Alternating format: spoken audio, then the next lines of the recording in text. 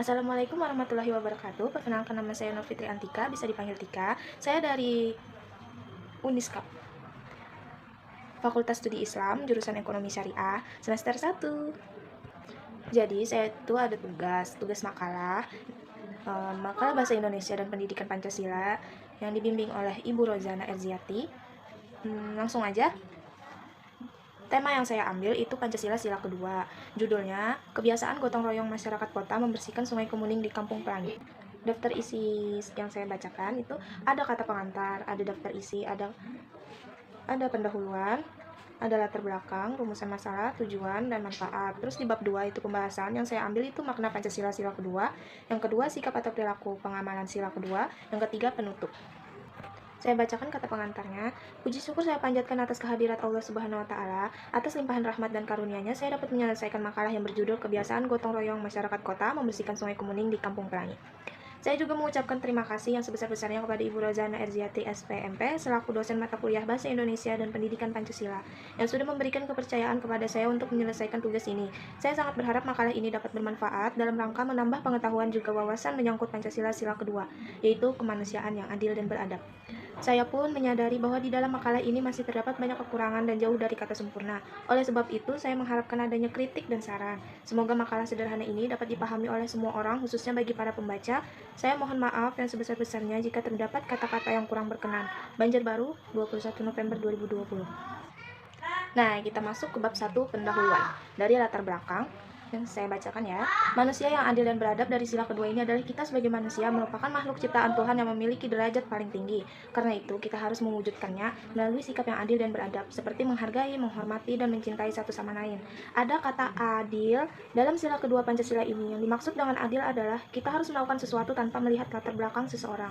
Seperti yang diketahui, Indonesia adalah negara kepulauan yang memiliki berbagai macam suku, budaya, bangsa, agama. Karena itu, kita harus saling menghargai tanpa melihat latar belakang dan status dalam masyarakat. Adil juga berlaku dalam nilai-nilai dan hukum yang berlaku. Tidak ada perbedaan perlakuan, semua masyarakat Indonesia adalah sama dan setara.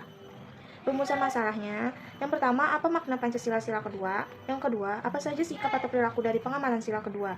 Tujuan pembahasannya, yang pertama, untuk mengetahui apa saja makna yang terkandung dari sila kedua yang dapat dilakukan di kehidupan sehari-hari.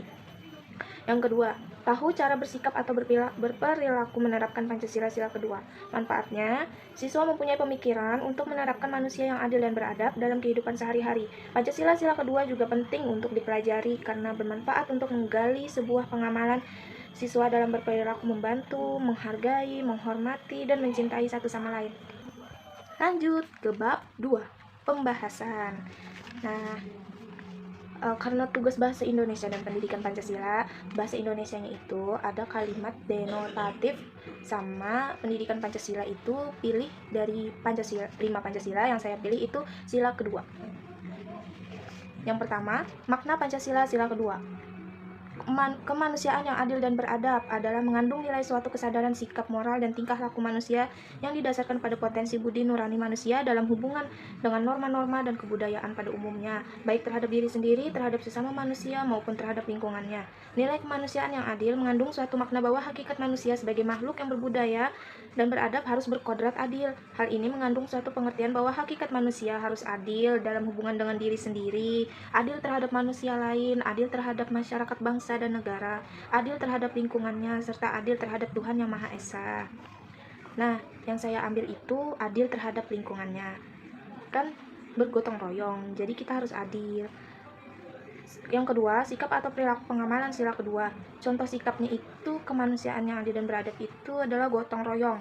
Gotong royong berarti mengembangkan perbuatan yang luhur yang mencerminkan sikap dan suasana kekeluargaan dan kegotong royongan.